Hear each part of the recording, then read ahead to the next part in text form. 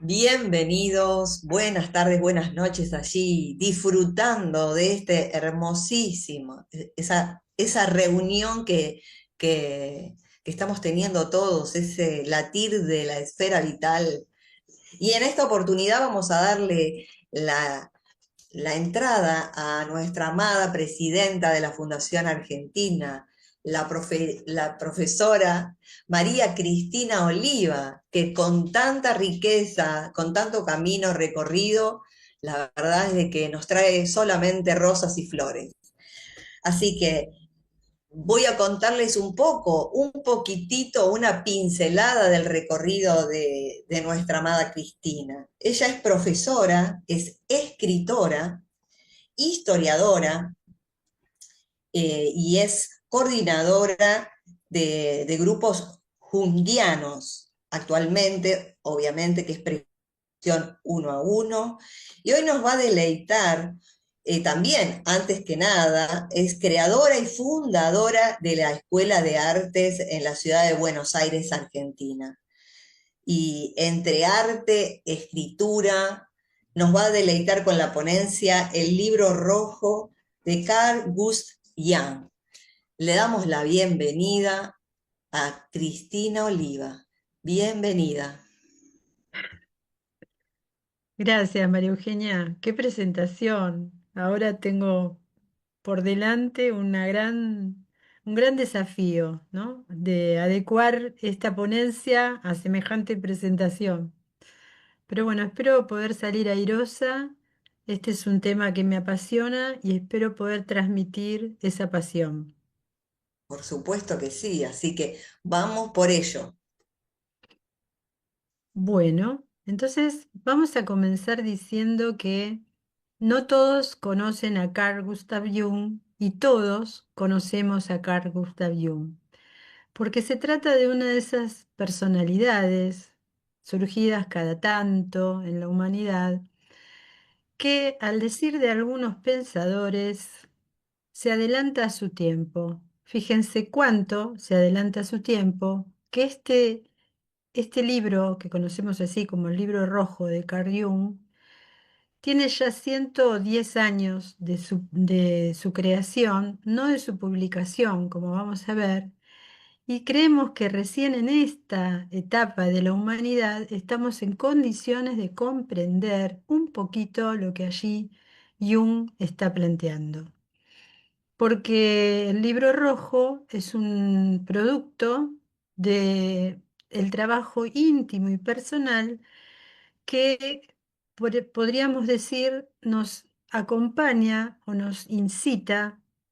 En este momento me gustaría usar la palabra nos inspira a todos nosotros a también escribir nuestro propio libro rojo, a ser nosotros mismos el material alquímico, del conocimiento profundo de nuestra psique y de nuestra interioridad que nos permita hacer esa obra de arte fantástica como la que Él nos trae.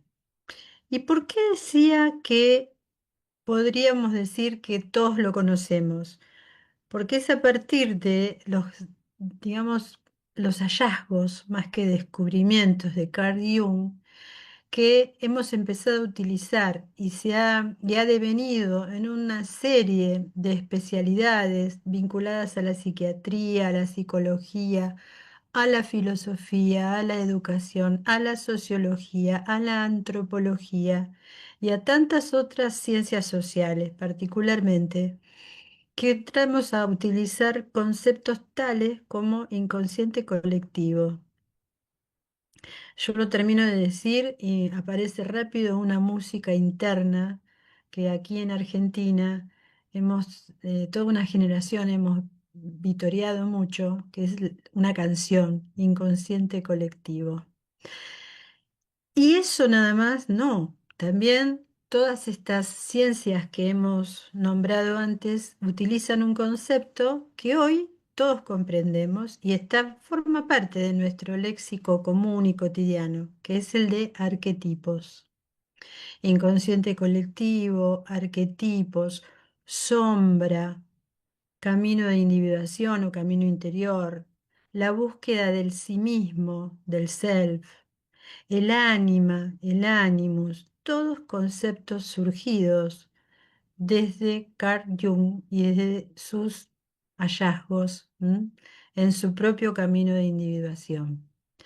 Y él lo lleva adelante a través de esta obra, que la vamos a llamar así, una obra emblemática, que recién se conoce a partir de el año 2009. O sea, muchos estudiosos sabían de la existencia de esta magnífica obra, pero bueno, no la podían conocer porque fueron sus nietos los que en el año 2009 la pusieron en vigencia, ¿sí? Se trata la obra de Jung, este libro rojo, de un gran manuscrito que fue escrito e ilustrado entre el año 1914 y 1930 y lo encuadernó en cuero rojo.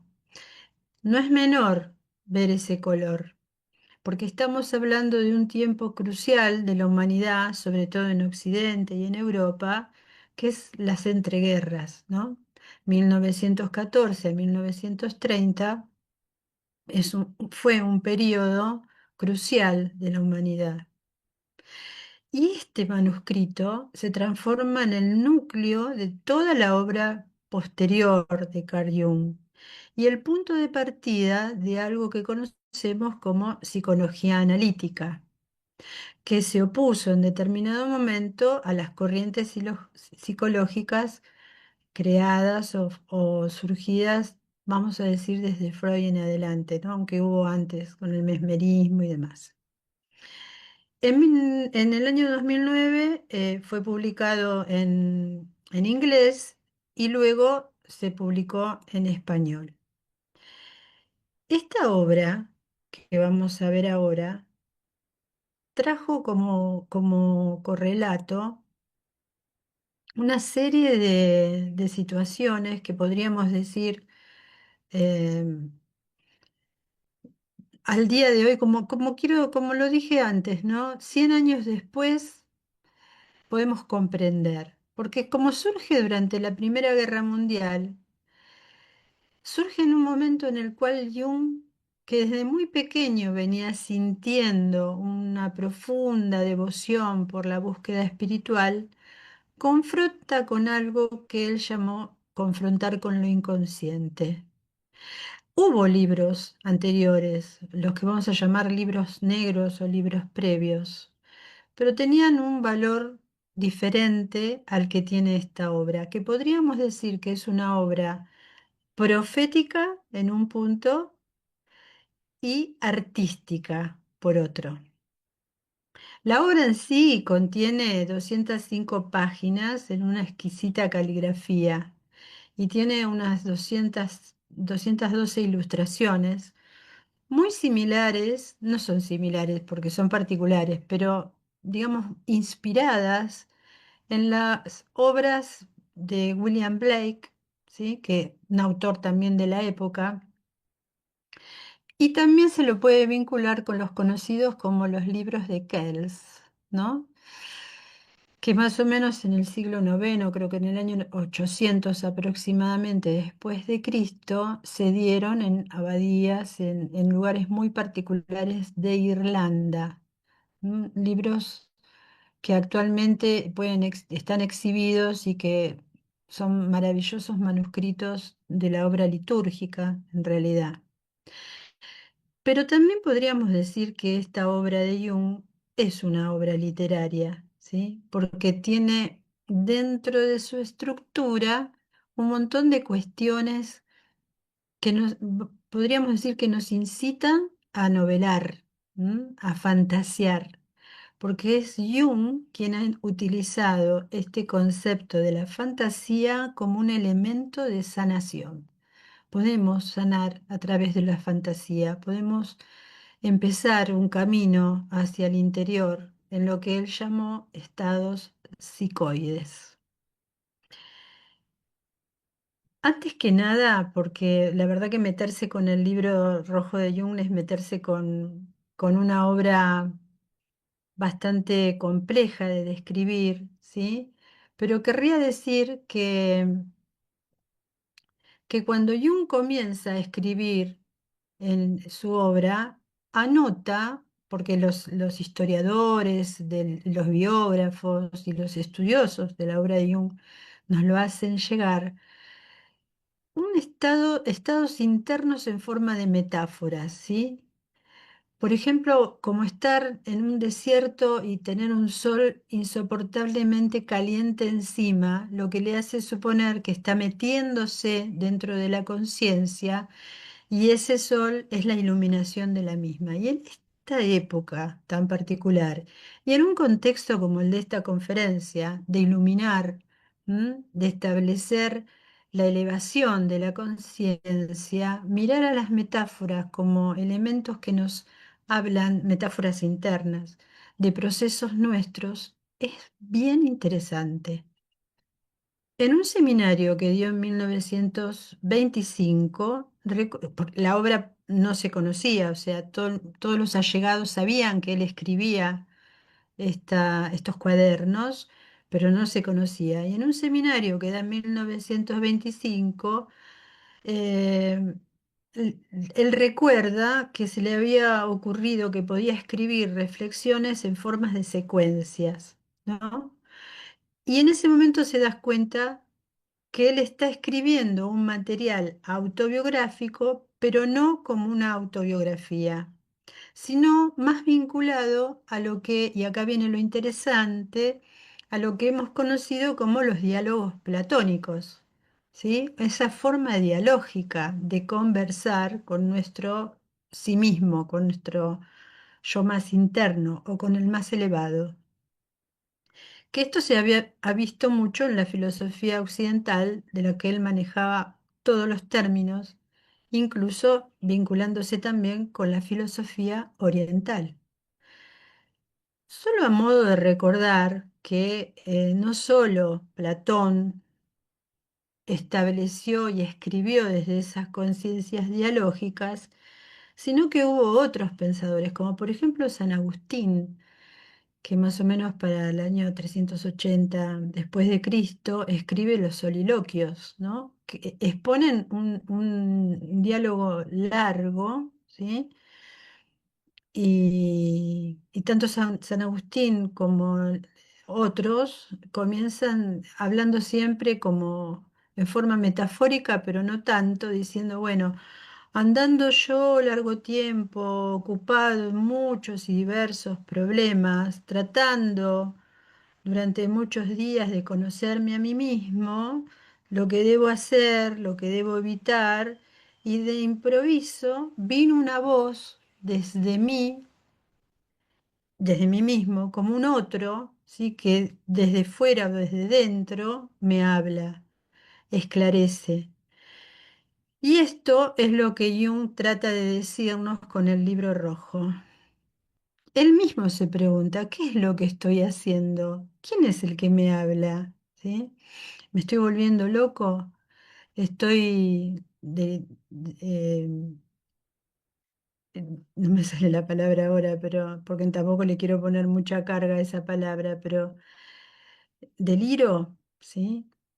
Entonces, una voz de dentro, cuando él se hace estas preguntas que las escribe, una voz le responde, es arte. Lo que estás haciendo es arte. Entonces le provoca una impresión muy curiosa, porque la voz que sentía Gina no era su voz, ¿no? Y entonces se da cuenta que el inconsciente está formado por una personalidad que no soy yo, pero que a toda costa quiere llegar a expresarse. Fíjense qué interesante esto, porque hoy nosotros estamos vinculados a muchos modelos que hemos llamado de canalización, ¿verdad? O sea, donde escuchamos o sentimos, pero muchas veces no podemos dilucidar si esas voces no son también nuestros otros yoes, ¿no? Lo dejamos así abierto. Pero él se lo está planteando y dice, pero esto es arte, esto no es arte, se dice a sí mismo. Y empieza ahí una pelea interna, ¿no? Que va a ir corporizando en diferentes personajes que le van a ir hablando a Jung acerca de esto. Le van a ir diciendo en esa pelea interna, porque fíjense que el libro rojo le lleva 10 años. Él durante 10 años registra, escribe, pinta, incluso se retira a un lugar especial que construye a tal fin, que se llamó Bollinger, una torre, donde se instalaba en ese lugar al solo efecto de contactarse con esas otras voces que él corporizó. Ahora nosotros vamos a ver tres nada más, porque imagínense que hay un montón, pero vamos a focalizarnos en tres, porque como dije antes, dieron origen, este proceso alquímico dio origen a lo que nosotros hoy conocemos como el concepto de inconsciente colectivo, el concepto de arquetipo y el concepto de self o sí mismo, ¿sí? O búsqueda del sí mismo. Ni más ni menos, y retomando lo que dijimos en principio, haciendo una derivación en todas las ciencias que conocemos de estos conceptos, que después fueron tomados, amplificados, modificados, ¿sí?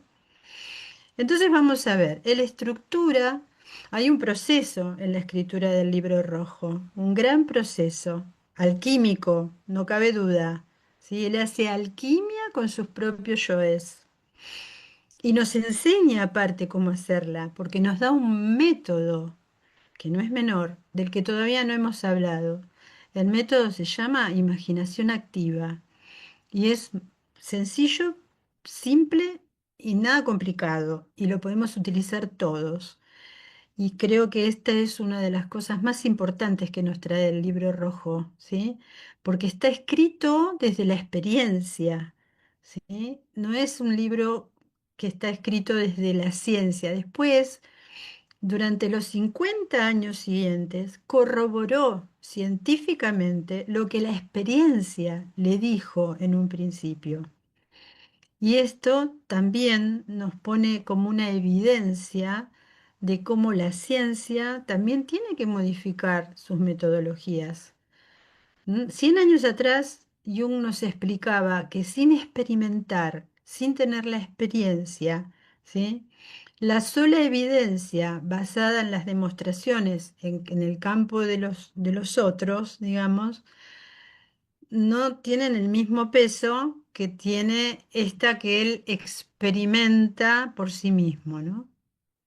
Bueno, entonces, para no complicarnos mucho, vamos a el tema de cómo está estructurado el libro. Voy a tratar de compartir una pantalla porque es un tema complejo y vamos a usar.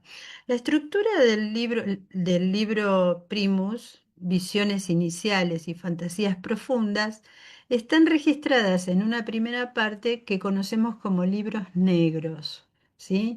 Ahí son las peleas, son las batallas, son las luchas. ¿Pero qué es lo que estoy haciendo? Se pregunta Jung. Es arte, le dice una voz femenina, y él discute con esa voz femenina. En el libro segundo, Secundus, los diálogos comienzan a desarrollarse más internamente, o sea, él acepta todo eso que está dentro de sí y desarrolla a través de símbolos y de confrontación con lo que él llama figuras arquetípicas, unos diálogos que dan, por ejemplo, origen a la teoría de los mandalas. ¿Quién no conoce hoy o no utiliza o no sabe lo que es un mandala? Y acá podemos agregar todas las cosas que Jung trajo de Oriente a Occidente. Recordemos que junto con William Hellman fue el que introdujo el I Ching en Occidente, ¿sí?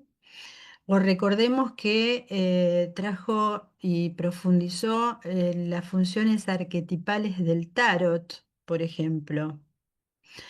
Y la parte, digamos, central y sustancial, el último tramo, lo que llamó escrutinios, es el epílogo reflexivo donde él integra las experiencias y extrae y atañe, digamos, todas las, las integraciones, ¿sí? No sé si les compartí pantalla, pero eh, creo que no va a ser necesario. Creo que quedó claro. Libers secundus y escrutinios, tres partes. Entonces, vamos con la primera, ¿sí? Con el libro nuevo. En los libros negros aparecen estos personajes, ¿sí?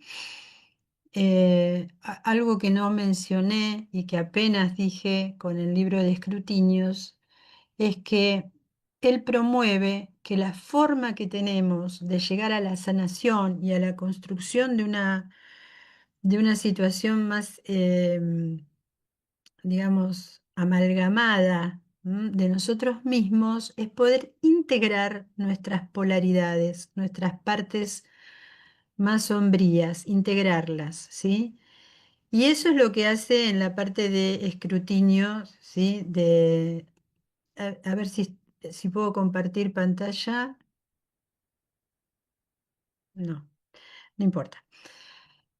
Em, no me quiero perder con esto. ¿Podemos pausarla?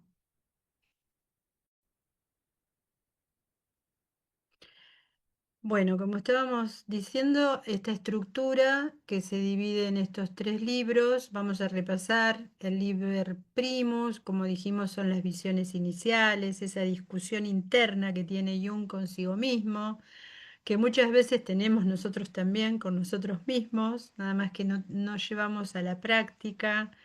En muchos casos, otras personas sí, esta posibilidad de transformarlo en arte, en concretar y materializar esos diálogos.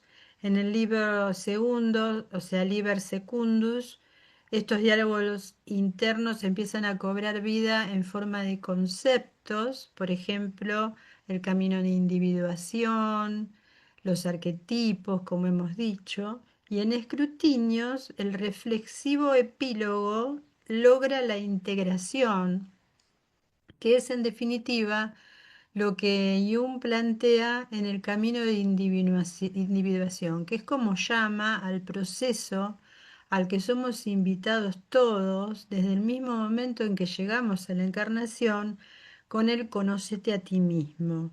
O sea, todos vinimos con esa premisa de conocernos, algunos nos vamos sin eso cumplido, otros alcanzan el objetivo y bueno, pero se trata de todo el tiempo estar en camino, por eso le pone ese nombre, o sea, no hay una llegada, estamos siempre en camino a conocernos, ¿no? Y este camino de individuación lo toma así como un proceso donde logremos nosotros a través de distintos mecanismos, por eso él plantea una metodología para esto, que es la metodología que se conoce como imaginación activa, que vamos a tratar de describir, donde el interno inconsciente y el inconsciente realizan esa alquimia de integración. La palabra correcta es enantiodormía, pero bueno, nosotros la vamos a llamar así, la integración de los opuestos. Muchas veces lo que pasa fuera nuestro es ni más ni menos que una muestra de aquello que tenemos que integrar en nosotros mismos. Es como decir, y Jung lo plantea de esa manera, que, insisto, hoy lo vemos plasmado en un montón de ciencias que nos acompañan en el devenir de esta época, pero fue el primero que lo trajo a la conciencia. Lo que está afuera es una muestra, un espejo de aspectos sombríos nuestros y están puestos afuera para que nosotros los visualicemos y con ello empecemos la primera parte de la transformación alquímica, que es ni más ni menos que la aceptación. Para poder aceptar algo, primero Jung plantea una confrontación.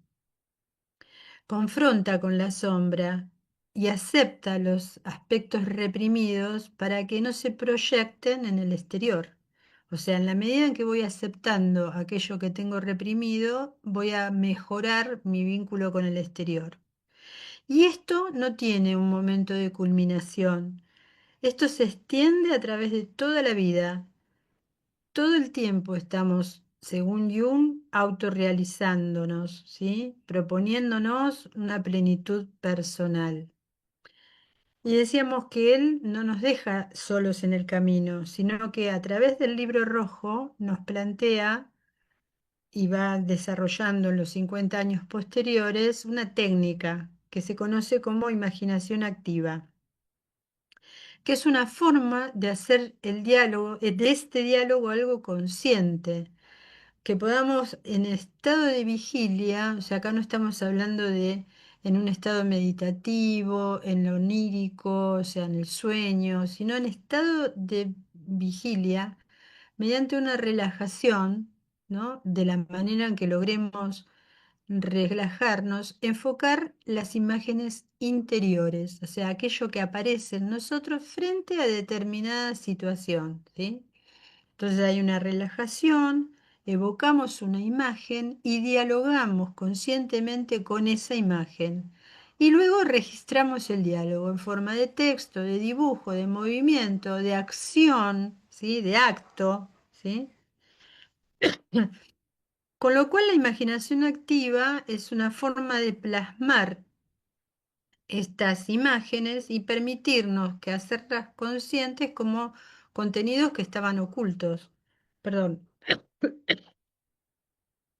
Facilitamos así la transformación de la psique, lo hacemos visible, ¿sí? Y además promovemos un aspecto nuestro que a lo mejor desconocemos, ¿sí? Algún tipo de facilidad, ¿sí? Lo primero que descubre, por decirlo de alguna manera, Jung, es que hay una forma en la cual se manifiesta el inconsciente, que es a través de los arquetipos. Los arquetipos, a mí en forma más vulgar y menos académica, me gusta verlo como pequeñas cajas, ¿no? Como cajas. Antiguamente, en la época analógica, digamos, en la prehistoria, de los estudios sociales, las bibliotecas, los lugares donde se catalogaba la información, se codificaba, se metía dentro de una caja, un cajoncito, ¿no? Que tenía un nombre. Entonces decíamos, allí está todos los libros que empiezan con A, ¿sí? Tenía un nombre. El arquetipo es bueno verlo como esa caja interna que tenemos, miles y miles y miles de cajitas internas, que cuando las abrimos adentro portan una información en forma de imágenes, de símbolos heredados, ¿sí? Y que todos pertenezcamos a la cultura que pertenezcamos, esa cajita la tenemos. Si yo digo la cajita madre, todas las culturas tienen una cajita que se llama madre. Adentro está contenido distintos códigos, símbolos heredados culturalmente, que para esta cultura madre la cajita trae esto, y para esta trae esto, y para esta edad trae esto. Espero que sea comprensible. Él lo habla muchísimo más académicamente y lo llama patrones, patrones universales de imágenes, de símbolos heredados, ¿sí? Que estructuran nuestra psique, la ordenan, ¿sí? Y nos permiten funcionar a todos codificándonos, o sea que podemos de pronto cuando aparecen a través de los mitos o a través de los sueños, ¿sí? Estos códigos que son recurrentes, nosotros podamos leer allí la información que nos trae. Él codifica una serie de arquetipos, ¿sí? Dice, bueno, el héroe, por poner uno, el sabio, la madre, el inocente, el forajido, o sea, el compadrito, decimos nosotros acá en esta parte del mundo, ¿no? el cuidador y muchos más. Y actualmente hemos también puesto de manifiesto otros e incluso podemos decir que los arquetipos a través del tiempo también van modificando la codificación que traen, porque tal vez no es lo mismo el arquetipo de la madre, vamos a utilizar ese, hoy que el arquetipo de la madre hace 300 años atrás, ¿sí? Es diferente. Sigue siendo madre, ¿sí? Pero la codificación que trae es diferente. ¿Para qué sirve? Porque siempre buscamos ese lado, ¿no? Sobre todo en Occidente. ¿Para qué me sirve esto? Bueno, tal vez porque vamos a volver a ese punto del conócete a ti mismo, ¿no? ¿Qué tipo de madre soy? ¿Qué tipo de madre tuve? ¿Cuál es la madre universal? O sea, sirve para conocernos. O sea, manejarnos a través de los arquetipos sirve entre otras cuestiones para lograr el conócete a ti mismo, ¿sí? Es bien interesante porque estamos haciendo una simplificación muy grande de la cuestión, pero él lo puede ver porque en su alquimia personal, en su introspección, en los diálogos internos que plasman el libro rojo, describe tres arquetipos bien interesantes que cobran una dimensión importantísima en esta época que estamos transitando, 100 años después. Y ahora vamos a ver alguno de ellos, ¿sí? Desde estos arquetipos, él considera que toda la humanidad tiene las mismas cajitas, por usar el mismo ejemplo. Toda la humanidad, con más o con menos, puede ser que tenga más cajitas una cultura que otras, pero todas básicamente tenemos lo mismo. Por lo tanto, subyace una base de códigos colectiva, similar. A eso él lo llamó inconsciente colectivo. A eso que compartimos independientemente de la cultura de la que participemos. Todos pertenecemos al rango, no me gusta decir mucho reino, pero de la humanidad y todo humano participa de un inconsciente colectivo. Él dice, es una campa de la mente inconsciente que está compartida, ¿sí? Y es diferente del inconsciente personal que planteaba Freud. Por eso, estas diferencias que se plantearon en su momento, que hizo que el mejor discípulo o el discípulo elegido se convirtiera en un antidiscípulo, digamos, para Freud y se produzca esto que se produjo más allá del amor y de la admiración que cada uno tenía por el otro, el distanciamiento de acuerdo a la concepción, al constructo de lo que cada uno sostenía.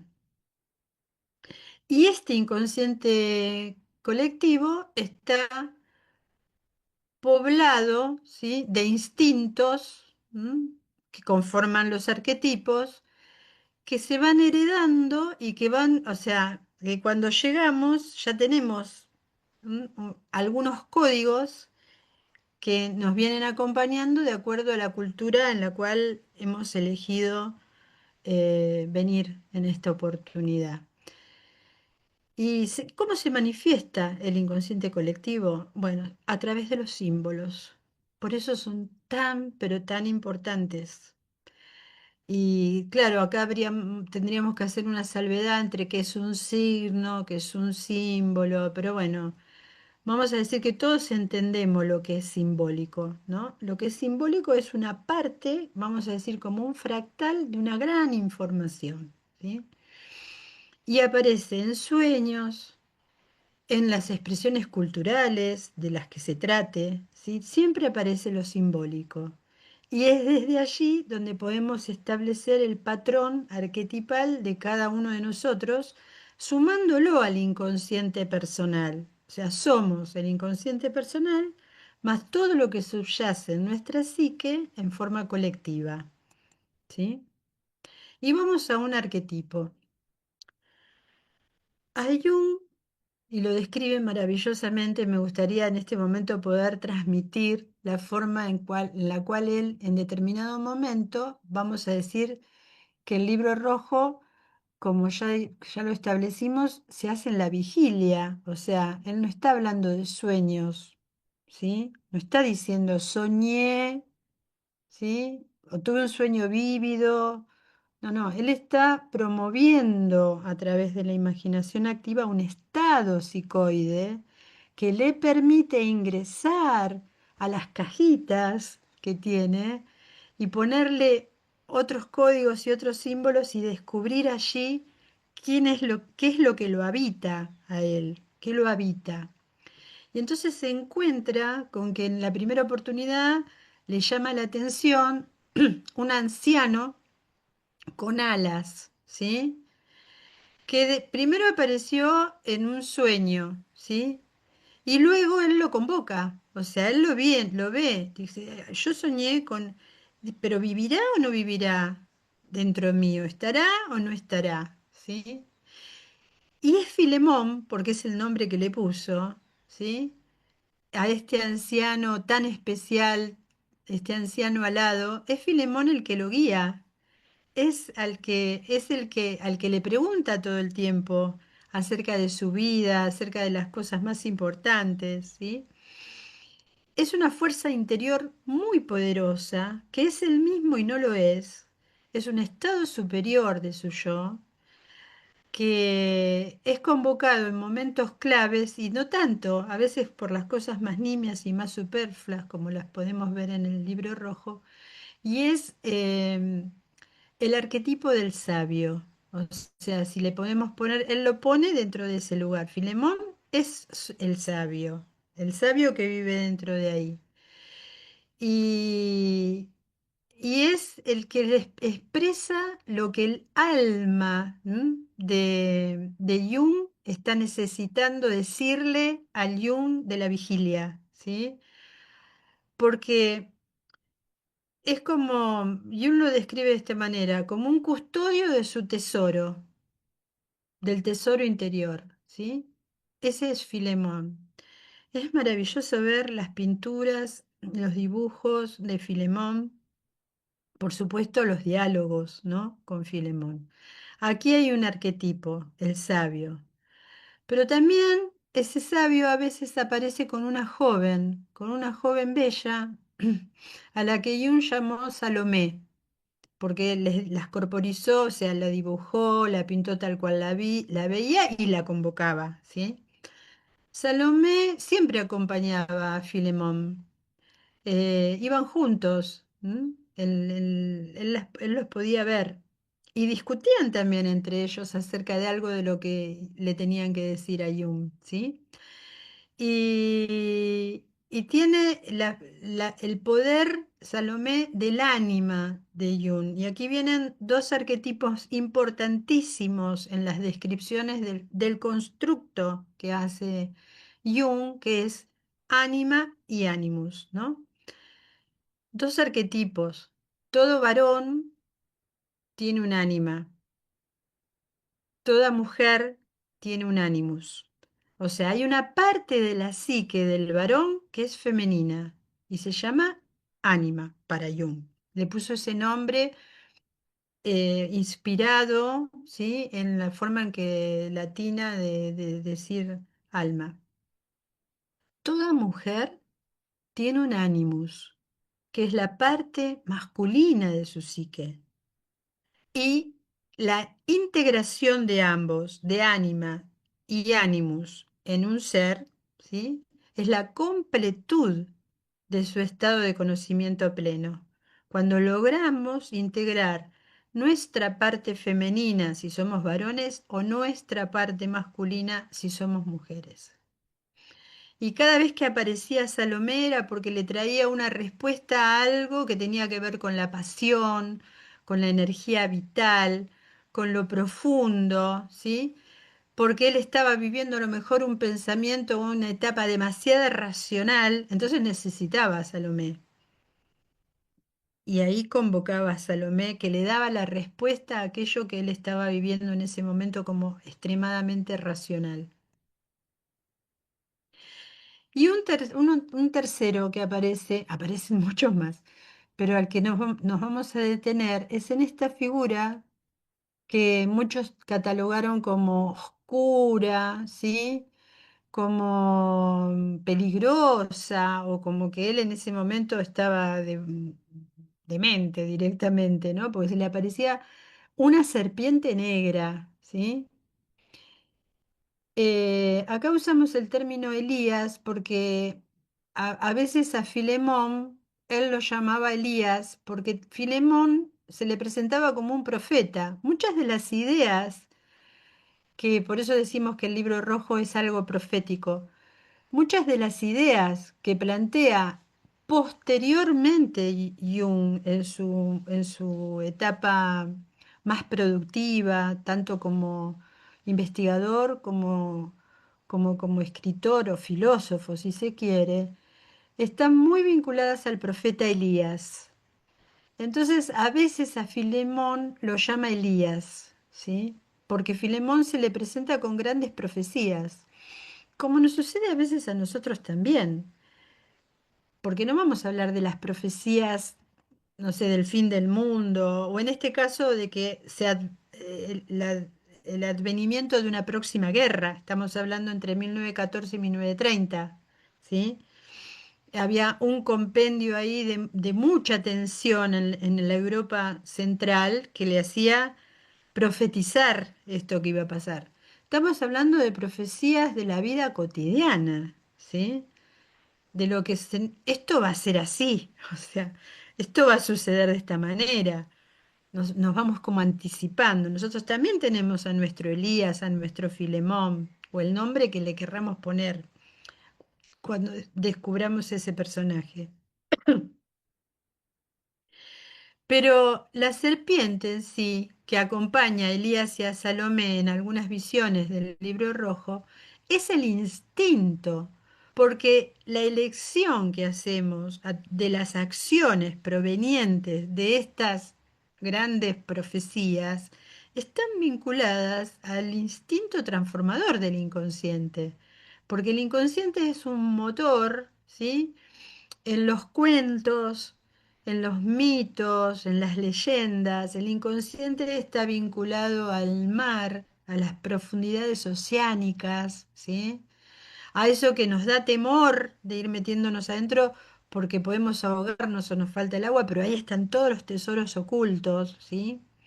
O está vinculado al bosque, ¿sí? También al bosque tupido, al bosque húmedo, al bosque en invierno, también lo vinculamos con eso. Y en esos lugares aparece esa serpiente del instinto, tanto en el bosque como la serpiente marina, aparecen dándonos la posibilidad de hacer una transformación. Eso se mueve para que nosotros transformemos algo que estaba muy oculto o que no habíamos podido ver. Es una fuerza primitiva, ¿m? Es una fuerza que nos conecta con lo luminoso. Jung usa mucho este término, luminoso. ¿Qué quiere decir? Es un término que nos vincula a lo difuso, a lo, digamos, etérico, ¿sí? Aquello que no es tangible totalmente, pero tampoco es tan difuso que no lo vemos, ¿sí? Eso es luminoso. Y el alma se manifiesta mucho en forma luminosa, ¿sí? Porque, bueno, nos habla a través de los sueños, nos habla a través del poema, a través de la canción, cosas etéricas. Y la serpiente, con esa capacidad que tiene de cambiar la piel, es un símbolo de la renovación, ¿sí? La serpiente al dejar, le queda chica la piel y la va a cambiar y se renueva, ¿sí? Y esto él lo toma como un símbolo de la renovación interior. Entonces podríamos decir que el libro rojo condensa toda la psicología analítica de Jung, ¿sí? Porque invita a explorar inconsciente, con lo que dijimos, la imaginación activa, porque nos mete dentro del camino de individuación y porque a través de sus símbolos, como los arquetipos, Filemón, la serpiente, nos da rituales internos para poder integrarnos y integrar el self. Eh, Me gustaría decir que hemos hecho un rápido, pero rapidísimo vuelo sobre toda la información que trae el libro rojo, pero me gustaría profundizar un poco acerca del camino de individuación, que es esto de buscar el conócete a ti mismo, de llegar al self, ¿sí? Y uno lo plantea a través del trabajo del libro rojo. No quiere decir que en esos 10 años, porque él lo da por concluido y cierra el libro rojo, pero no, pero ahí empieza verdaderamente su tarea, porque él ya ahora experimentándolo en él mismo, su propio camino de individuación, puede acompañar, puede ayudar a otros, intensifica cada uno de esos patrones que puso particulares, vivencia cada arquetipo en sí mismo. Fíjense que Él nos ha dado también, no lo estamos usando aquí porque es tan vasta la obra, pero nos ha dado otros principios, como por ejemplo el de sincronicidad, ¿sí? Que también le cabe decir que fue el primero que lo expone, aunque estuviera vigente y vivenciándose en un montón de aspectos, es el primero que lo expone. ¿Por qué? Porque él a través de sus pacientes y del vínculo que establece con sus pacientes, empieza, o sea, él se confronta con ellos y empieza a trabajar determinadas cuestiones. Por ejemplo, con el físico, con este físico que en 1952 establece esta ley que es de la física de la sincronicidad, Pali, el nombre del físico, en realidad fue un paciente de él o Maribon Franz, o Wolf, o sea, Tony Wolf, o sea, todas las personas que estaban vinculadas como pacientes a los que él llevaba a hacer su propio camino de individuación, pero a la vez tomaba de ellos elementos con los cuales seguía amplificando la información que nos estaba dando. El libro rojo es difícil de explicar, es muy complejo, es difícil de leer, pero es una obra, una obra de arte, aunque él decía en esa discusión que tenía consigo mismo, esto no es arte, esto no es literatura, pero tampoco es ciencia, pero tampoco es alquimia. Entonces, ¿qué es? Se preguntaba, ¿no? Y fíjense, nosotros muchas veces en nuestros propios caminos también, cuando hacemos conscientes cosas que tenemos en el inconsciente, también nos preguntamos, bueno, ¿y esto qué? ¿Qué es esto que estoy haciendo? ¿Sí? ¿Es arte? ¿Es ciencia? ¿O no es nada de eso? ¿O es simplemente un camino? ¿Sí? Un camino de individuación. Bueno, tengo muchas más cosas, pero no sé si abundar o no en esto, o si podemos empezar una serie de preguntas, aunque sé que todavía tenemos mucho tiempo, pero Sí, no, podemos. no, es fascinante todo lo que comentas. La verdad es de que, es decir, en realidad esto es muy actual también, ¿no? Es como un análisis digamos, los pilares de lo que hoy podríamos decir la filosofía o la metodología en la que encauzamos nuestras experiencias, ¿no? Con esas definiciones del inconsciente, de acción, ¿no? Pero bueno, también, es decir, hay un montón de preguntas que se me vinieron, así que voy a empezar desde el principio. Dale. Eh, eh, cuando Cagliari, ¿no? Es decir, que me genera una curiosidad, empezó estas reflexiones que ya venía con unas disciplinas, ¿no? Académicas. Pero, ¿cuál era su entorno, no? Es decir, ¿tenía un grupo filosófico para hacer Mm, debates? ¿Se enriquecía de otros? ¿O era sí. solamente su camino individual? No, él formó parte de varios grupos, no de uno solo. E incluso después dio origen a otros muy, muy interesantes que vamos a. Está buena la pregunta. Él fue un niño muy inquieto. intelectualmente, ¿sí? Él se dio cuenta muy joven que para abordar lo que quería abordar era hijo de un pastor. O sea, estaba muy vinculado a la... Pero él sentía que no era la espiritualidad, no era la religión. Entonces, hay una anécdota del libro de recuerdos, sueños, símbolos, muy elocuente, porque él era un niño de 12 años en ese momento y vivía en un lugar donde había, en Suiza, ¿no? Había una roca muy grande y él se sentaba en esa roca y producía como etapas de ensoñación, ¿no? Propias. Y entonces de pronto se vio como un maestro de matemáticas, un hombre viejo, grande, ¿no? Y se asustó un poco porque decía yo, no, ¿cómo puede ser? O sea, él se vio a sí mismo, ¿sí? Y eso lo inquietó y a partir de ahí se dio cuenta de lo que él llamó la uno y la 2.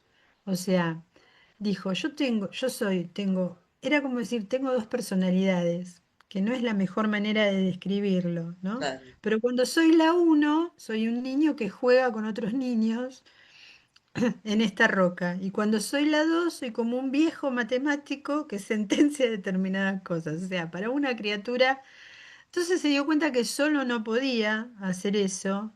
Y lo primero que hace, bueno, estudia medicina, o sea, para entrar en el campo de la psiquiatría y demás. Y en el mismo hospital, donde empieza a ver que había muchos pacientes que también tenían la uno y la 2. O sea, él empieza a reconocer eso que le pasaba de niño en los pacientes, ¿no? Y entonces empieza a formar como grupos y a escucharlos, ¿no? Él se nutre de toda al punto de que forma parte, bueno, no solo de un grupo de jóvenes con los cuales compartían la información que iban trayendo. Es una época de gran construcción de lo que después conocemos como psiquiatría, psicología y demás, o sea, se está formando y ellos forman parte de eso, sino que preside organizaciones de profesionales de ese momento y también se retira de algunas. Y él trabaja mucho en su consultorio con los pacientes, tomando nota de todo de lo que vivencian y demás, nutriéndose. Él se nutre de su práctica. Y esa práctica después la comparte con otros profesionales para elaborar teorías o para poder darse respuestas, ¿no? Para Claro, en nosotros donde define actualmente, los arquetipos, donde puede definir a través de la recolección de información los distintos perfiles o arquetipos que después, más adelante, lo va a identificar como cada caja, esta caja de tal característica. Como decir, sería, bancos de información también.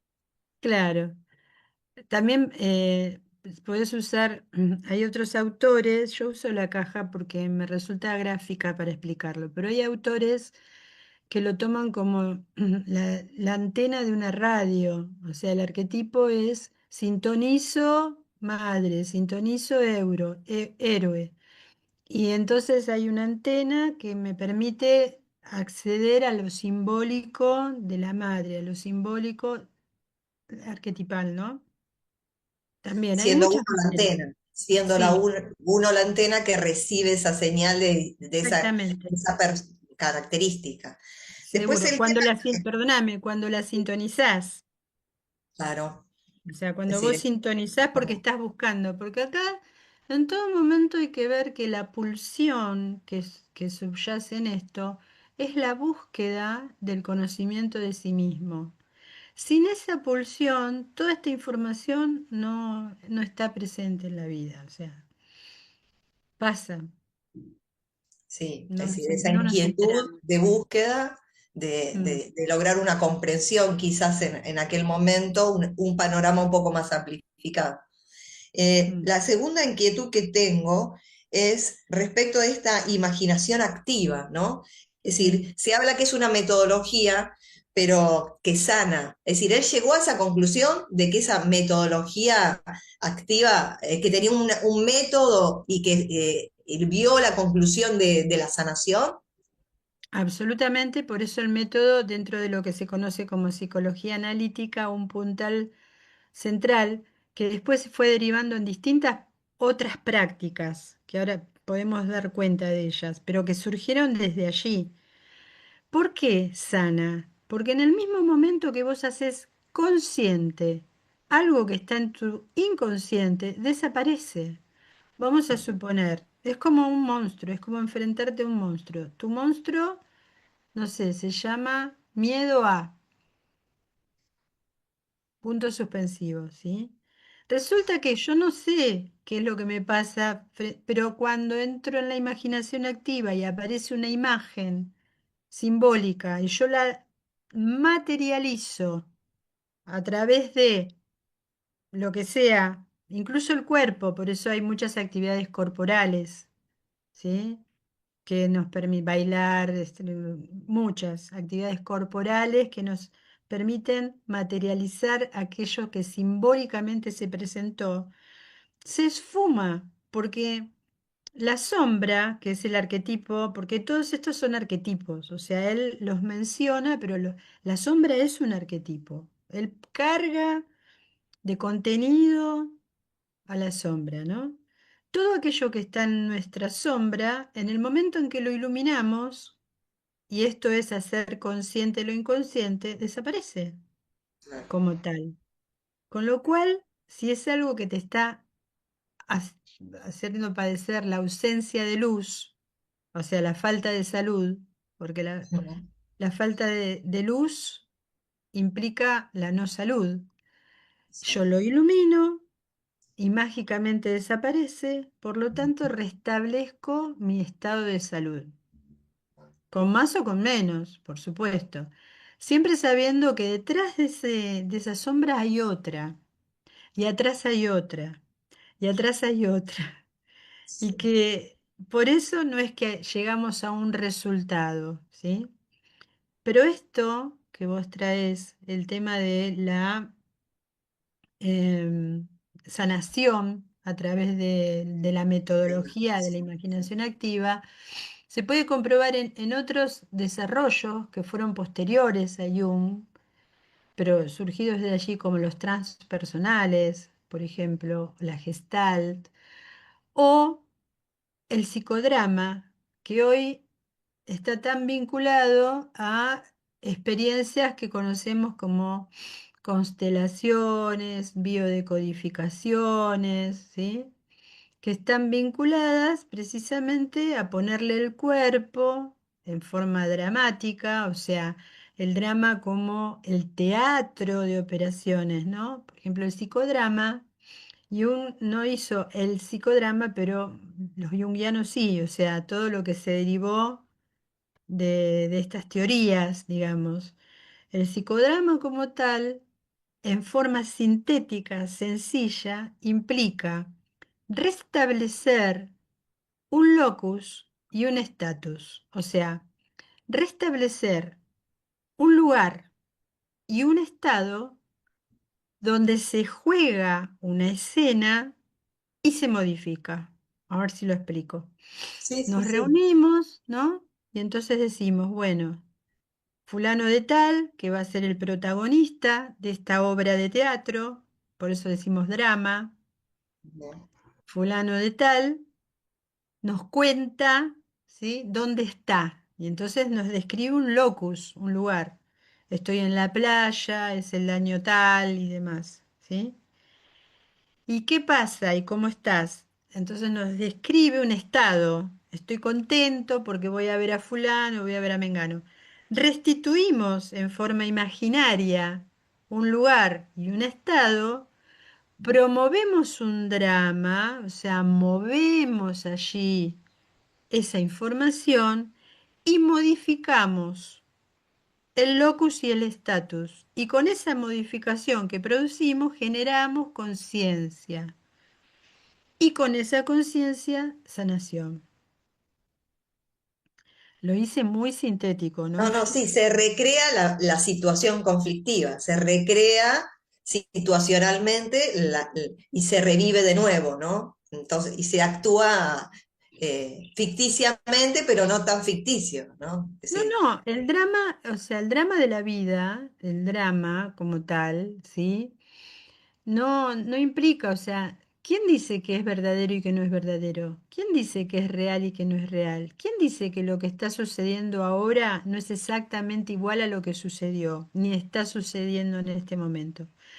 Fíjate, a la luz de nuestras prácticas actuales, sean cuales sean las que hayamos elegido, Jung nos está planteando 100 años atrás una metodología que hoy podemos dar cuenta desde la física cuántica, desde la filosofía actual, desde el punto de donde nos paremos, que allí, en el libro rojo, hay, vamos a decir, un recetario, una, no, una uno fórmula. es decir, en realidad yo creo que son los que dan la puerta de entrada, trayendo claridad a estos conceptos, es decir, poniéndole concepto, información, descripción, y te da un puntapié inicial como para entenderte, porque en definitiva es una mirada introspectiva de quién soy, cómo soy, y bueno, y por dónde empiezo, diría uno.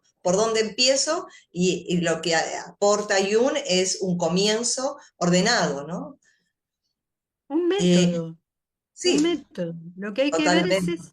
O sea, que lo que es un método, o sea, y es un método probado, o sea, no es que, bueno, vamos a ver si sale bien, no, A no, ver no, si está sale. probado al punto que fue expandiéndose en un montón de otros métodos, surgidos de ese método, Sí, un montón. totalmente.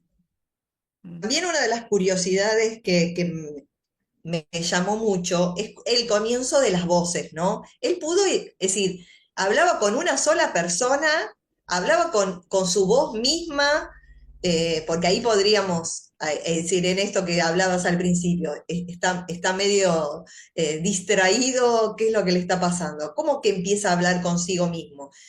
Y después le pone nombres, ¿no? A cada una de esas voces. Es decir, que cuánta gente tenía adentro, no sé. Un montón.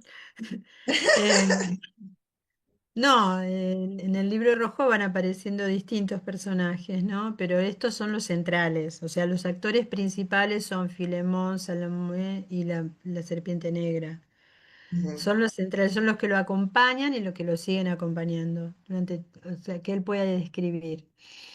Es como decir, cuando en el estado de relajación, ¿no? Que produce la imaginación activa, para esto tenemos que tener una metodología de relajación, cada uno de nosotros, ¿sí? Relajarse sin estímulos, que es distinto a relajarse con estímulos. O sea, no es que me estoy tomando algo para relajarme, sino claro, que metodológicamente, bueno, yo me relajo con la respiración, entrando en calma. Cada uno tendrá su exploración, por eso es una experiencia de cómo relaja.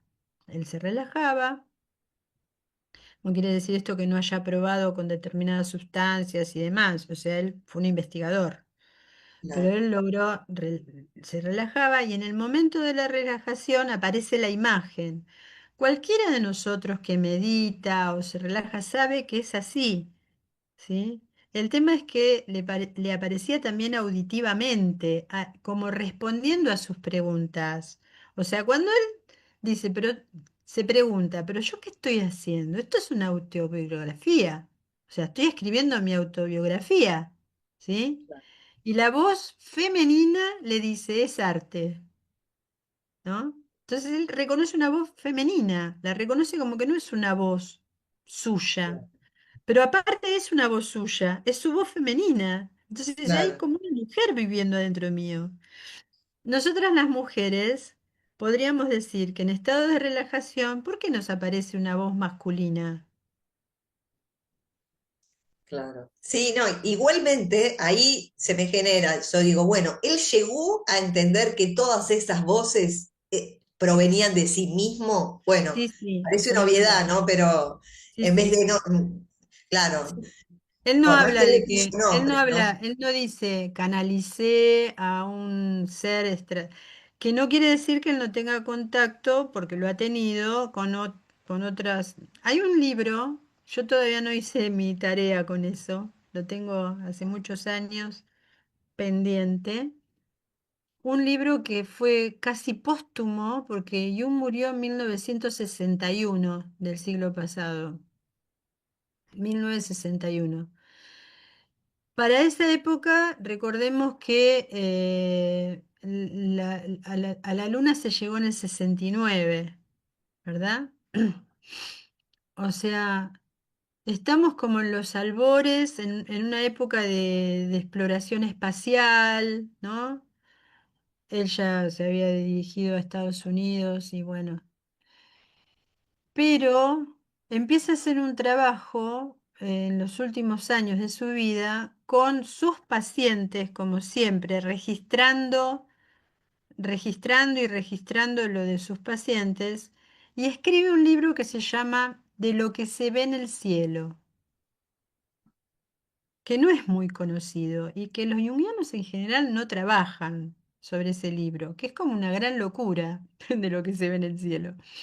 ¿Por qué? Porque hay un registro, o sea, él va preguntando mediante las relajaciones profundas, en algunos casos con hipnosis y otras técnicas, a sus pacientes que tienen relación con cosas que ven en el cielo, ovnis en realidad, porque él después los Estructura. describe de esa manera.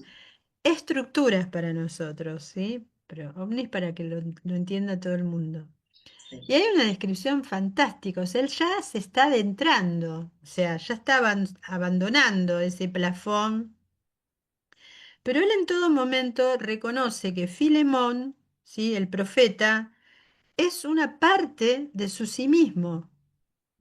Es como si Claro, ya la dijéramos veía hoy, desde joven, ya sí, se veía desde joven cuando era su otra desde parte. desde los 12 años que él ya lo tenía presente.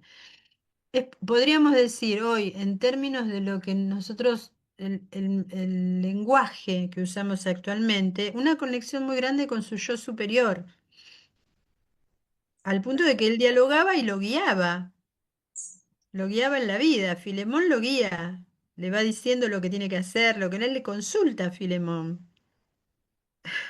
Genial. No, no es fantástico.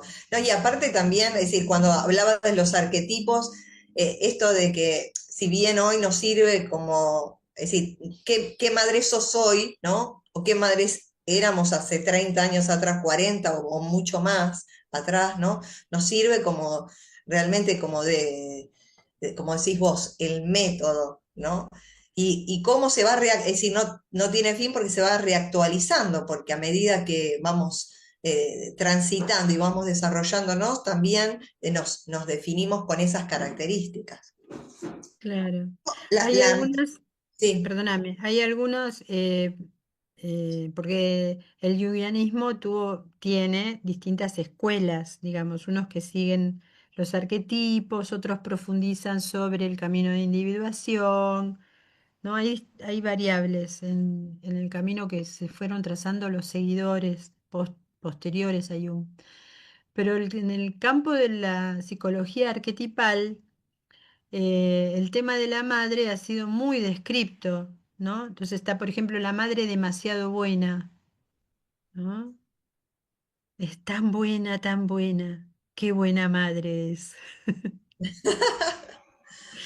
bueno, Y tendríamos que hacer otro programa más todavía para claro, y hablar de los entonces ahí arquetipos. vos empezás a ver algunas cuestiones que tienen que ver con el control, con la manipulación del otro, ¿se entiende? Pero es madre, ¿sí? Pero es como que el cajón se va ampliando, digamos, en En distintas función de experiencias. subcajones, sí, Sí, aparte también la recopilación de experiencias y datos hacen más rico como la visión cada vez más amplificada, cuando más investigación tenés al respecto. Lo último que me llamó la atención es esto de la torre que construye para hacer sus reflexiones, ¿no? Es decir, en ese Eso, espacio, es decir, ¿Por qué era un lugar aislado que necesitaba para reflexionar o lo hace a nivel simbólico? Yo creo que también hay estudios sobre Bollinger, que es ese lugar tan especial. Yo siento como que hay distintos factores, ¿no? O sea, tiene una familia numerosa, está casado con una mujer que lo acompaña toda la vida y le sostiene todos estos procesos porque él ha pasado por depresiones, situaciones, o sea, ha vivido todos los estadios, porque ya te digo que él experimentó en sí mismo. Y un gran conocedor de que los procesos más profundos se hacen en la naturaleza, con lo cual o sea, esta construcción cerca del agua, del lago, en el bosque, o sea, en todo esto que estamos diciendo, ¿sí?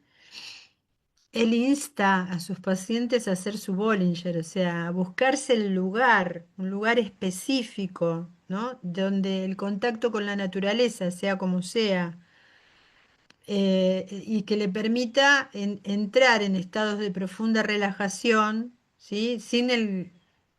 Y estamos hablando de hace 100 años atrás. Imaginemos hoy, ¿no? Imaginemos hoy.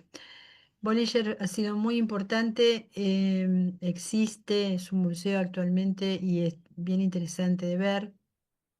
Y que recuerdo haber visto un documental de Marie Bonfrance, que fue una de sus, digamos, de sus seguidoras, pero sobre todo de sus discípulas más importantes, que ha hecho grandes desarrollos, Marie-Lou Bonfrance. Estuvo acá en la Argentina, en un momento fue traída.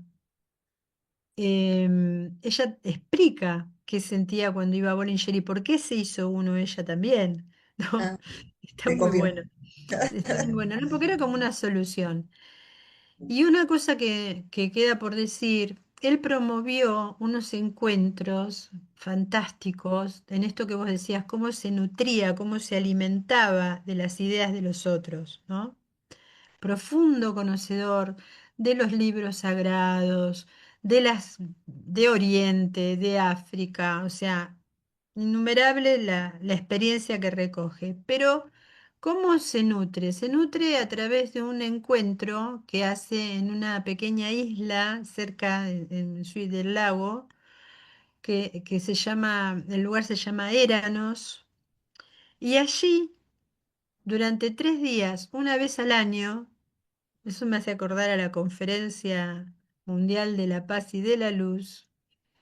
Sabios de todas las categorías de la época, contrapuestos, porque había filósofos que tenían una línea y otros que tenían otra, de todas las especialidades que se pueda suponer, eran invitados a Éranos durante 3 días a algo que lo llamaban el banquete, porque era un banquete y entonces todos los años ponían una idea. O sea, el año que viene vamos a hablar de la luna. Entonces, durante todo el año hay un lobo ladrándole a la luna. Durante todo el año, estos sabios escribían o pintaban o elaboraban, porque también había artistas, algo vinculado, y al año y en la fecha de Éranos se juntaban y compartían, porque estamos hablando de una época donde no hay internet, donde el acceso a la información es face to face, o sea, estamos hablando de esa época. Se reunían en Éranos y escribían lo que se llamaron los cuadernos de Éranos, ¿sí? Una maravilla, Qué una fabuloso. gran enseñanza. Y bueno, ya vamos cerrando, vamos Sí. despidiéndonos. Obviamente que estás escribiendo algún libro, porque ya nos has revelado, ¿no? Tanta historia y tanto camino, así que Mm. estás escribiendo algo y también para que nos compartas dónde te pueden ubicar o qué estás escribiendo. Estoy escribiendo y por eso no termino ninguno, porque estoy escribiendo tres a la vez. Pero uno central es sobre símbolos. Es como una resignificación de símbolos, de 20 símbolos, ¿no? Eh, Porque, bueno, han aparecido nuevos símbolos. qué sé yo, Bluetooth es un símbolo, ¿no? O sea, cuando vemos las aplicaciones y demás, ¿no? Y por ejemplo, Bluetooth es un símbolo que está compuesto por dos runas y nadie lo ve eso, ¿no? Pero ahí hay un código, ¿no? Bueno, de eso se trata, de ir descubriendo estos 20 nuevos símbolos y cargándolos de contenido y diciendo de qué se trata y demás.